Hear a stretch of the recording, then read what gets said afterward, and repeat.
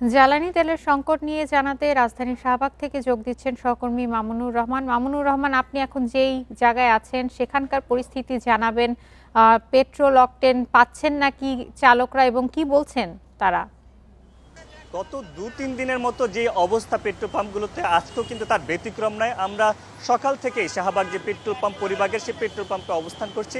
এখানে আসার পর এখানকার সার্বিক চিত্র যদি আপনাকে দেখায় তাহলে হয়তো আপনি যে প্রশ্ন করেছেন তারই একটু উত্তর পাওয়া যাবে। এখানে দেখেন যে দীর্ঘ লাইন, এই দীর্ঘ লাইনটি কিন্তু এই যে শাহবাগের পরিবাগ থেকে এখানে যারা বাজার অবধি এই চালকরা যারা তেল নিতে এসেছেন, যেসব চালকরা তাদের সাথে যখন আমরা কথা বলেছি তারা কিন্তু বেশ ক্ষোভের সহিত আমাদের সাথে কথা বলেছেন যে এত দীর্ঘ লাইনের পর তারা কিন্তু খুব অল্প সংখ্যক তেল পাস। বিকাশ পেমেন্টে 10,000 টাকার বেশি অফার, শপিং চলছে তো।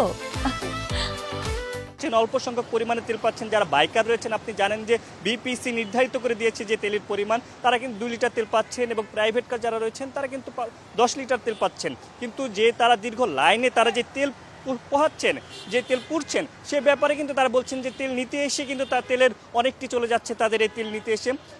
আপনি জানেন যে মধ্যপ্রাচ্যের যে জ্বালানি সংকটের লাইনে আমরা যখন এখানকার দায়িত্ব কর্মকর্তাদের তাদের কথা বলছি পেট্রোল পাম্পের পিছনে, তারা কিন্তু বলছিলেন যে তাদের কিন্তু পর্যাপ্ত পরিমাণ মজুত রয়েছে, কিন্তু আগের তুলনায় তাদের কিন্তু এখন চাহিদা রয়েছে, কিন্তু আগের তুলনায় তাদের কিন্তু এখন চাহিদা কিন্তু বেড়ে গেছে। যারাই আসছিলেন শুরুর দিকে তারা কিন্তু তাদের যে পুরো ট্যাঙ্কি, তেলের ট্যাঙ্কি, তারা কিন্তু সেটি ফুল করার চেষ্টা করেছেন এবং অনেকে কিন্তু বারংবার তেল নিতে আসার প্রেক্ষিতে, অনেকে মজুত করার প্রেক্ষিতে এই তেলের সংকটের কারণে কিন্তু এই ভোগান্তিতে কিন্তু পড়তে হয়েছে সাধারণ মানুষের।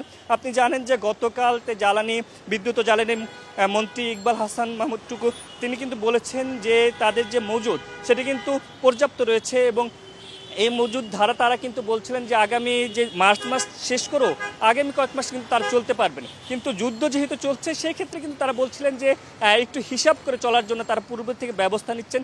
কিন্তু এখানে যারা যাত্রীরা, চালকরা যারাই আসছেন তাদের সাথে যখন আমরা কথা বলছি তারা কিন্তু আশঙ্কার কথা বলছেন। বিশেষ করে তারা বলছেন যে আমরা একটা নির্দিষ্ট সময় পর্যন্ত তেল পাওয়ার পর তারপর কিন্তু অনেক পাম্পে বলছি তেল নেই, অনেক পাম্পে বলছে যে এখন বন্ধ।